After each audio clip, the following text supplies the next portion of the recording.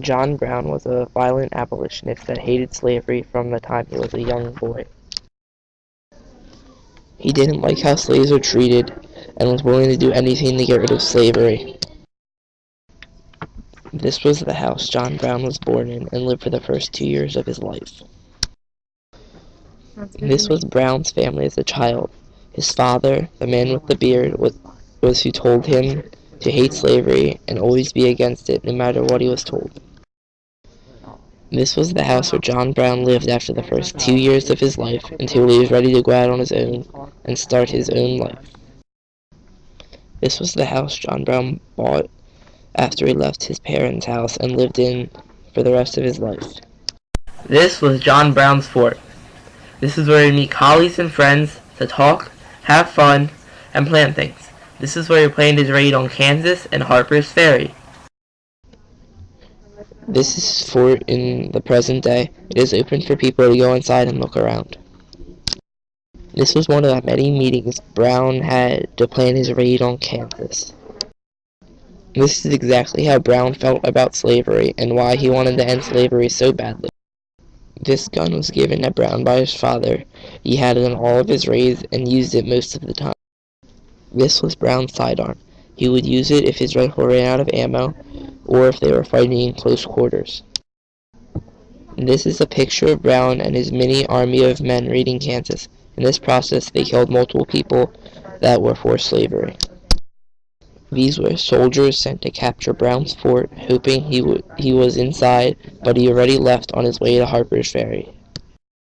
This is the route John Brown picked with his group of men to take to Harper's Ferry.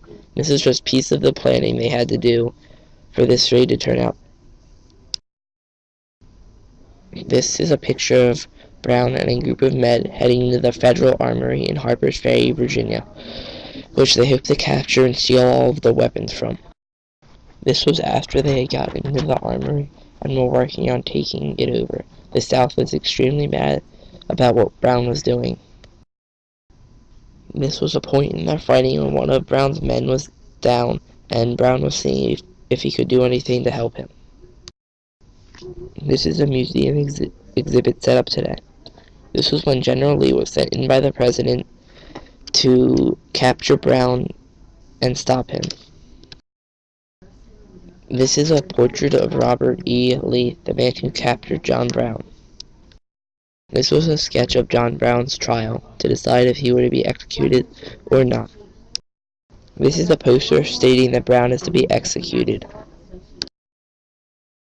This is a second poster that was hung up in multiple cities and towns letting everybody know that John Brown was going to be executed. These were the last moments of John Brown's life. A slave lady made him kiss her baby to say that her baby was blessed by John Brown. This was another sketch of John Brown being hanged. This is the house where Brown was executed. It is now open for the public to tour. And this is where John Brown was buried and still lies today. This is a statue of Brown in a museum to represent everything that he did and how he helped start the Civil War and free slaves in the United States of America. This was representing exactly what John Brown believed in. This was him and the slave boy. The slave boy was representing a friend that he had when he was a young boy.